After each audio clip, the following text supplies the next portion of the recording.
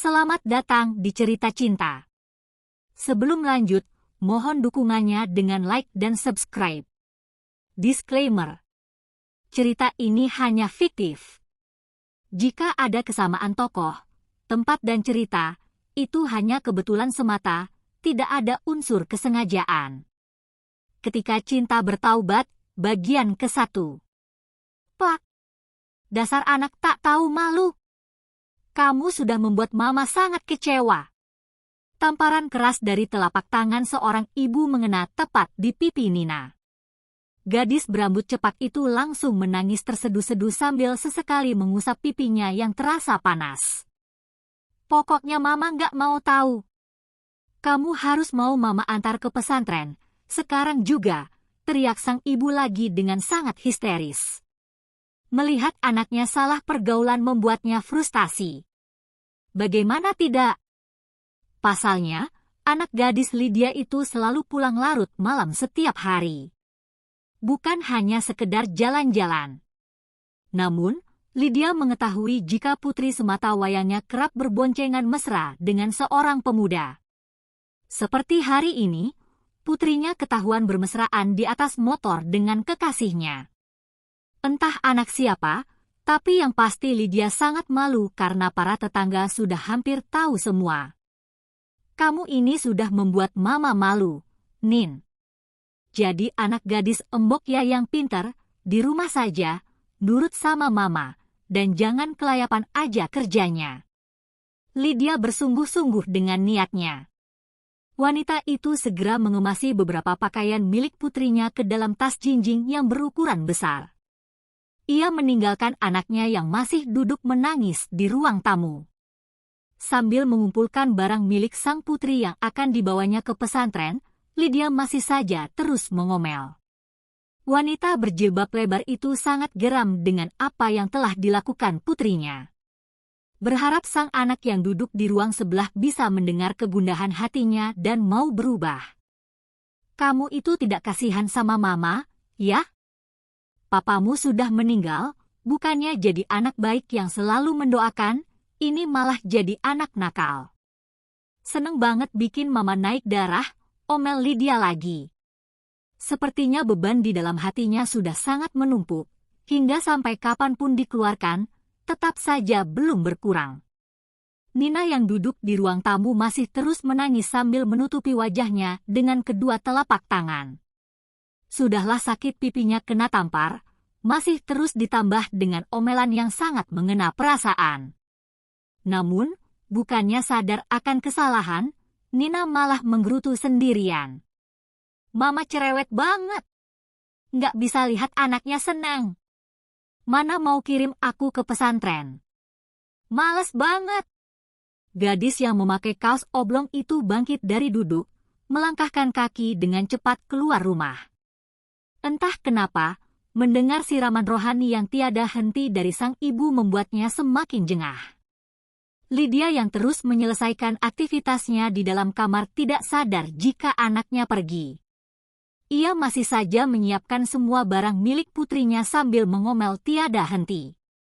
Hingga 30 menit berlalu akhirnya persiapan selesai, dan wanita itu pun keluar dari kamar sang putri. Mendapati sang anak tidak lagi di tempat semula, ia masih merasa biasa-biasa saja. Lydia pikir Nina pasti di dapur, kalau tidak ia di kamar mandi. Wanita itu meletakkan satu tas besar yang berisi semua perlengkapan putrinya ke atas meja ruang tamu. Lama menunggu sang anak yang tidak segera muncul, Lydia mulai gelisah. Nina ini kemana sih?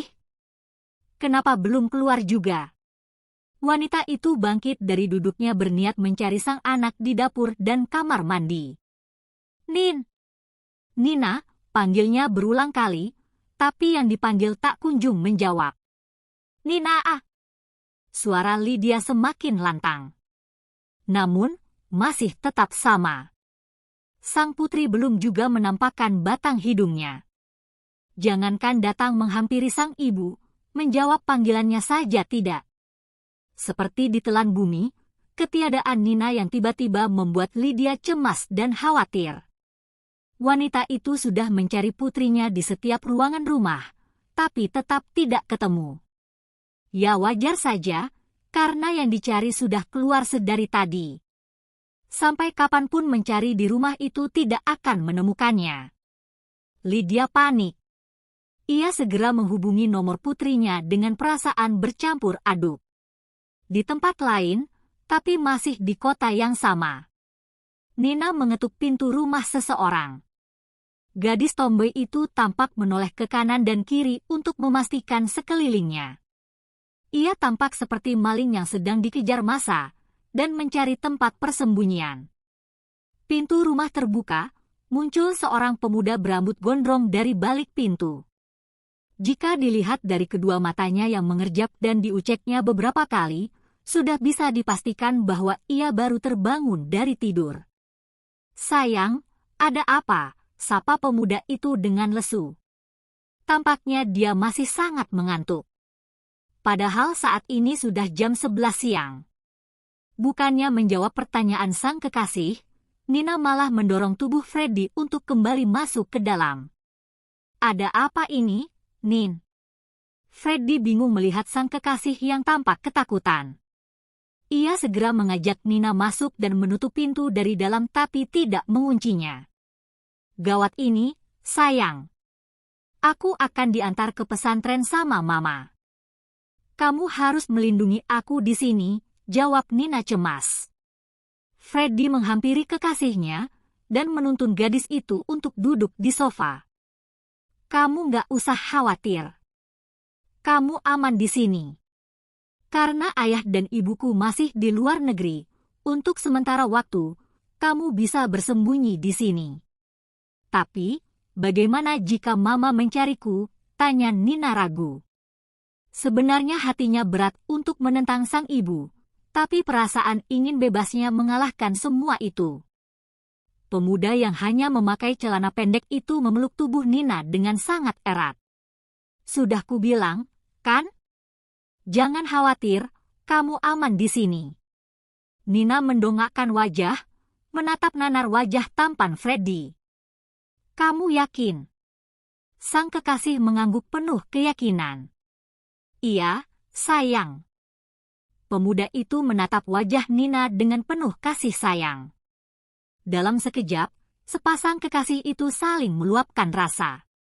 Seperti sudah terbiasa, Nina menyambut perlakuan lembut pemuda itu dan malah membalasnya.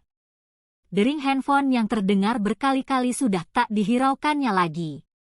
Nina semakin terbuai oleh suasana dan kedamaian dari sang kekasih yang berjanji akan menjaganya. Dan anehnya, hanya dengan ucapan itu mampu membuatnya merasa nyaman.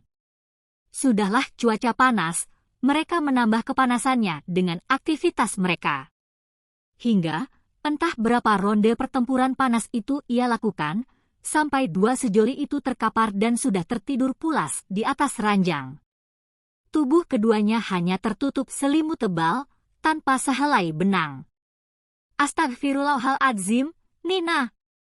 Lydia berteriak histeris saat mendapati putrinya tengah tidur di pelukan pemuda dengan tanpa busana. Bersambung.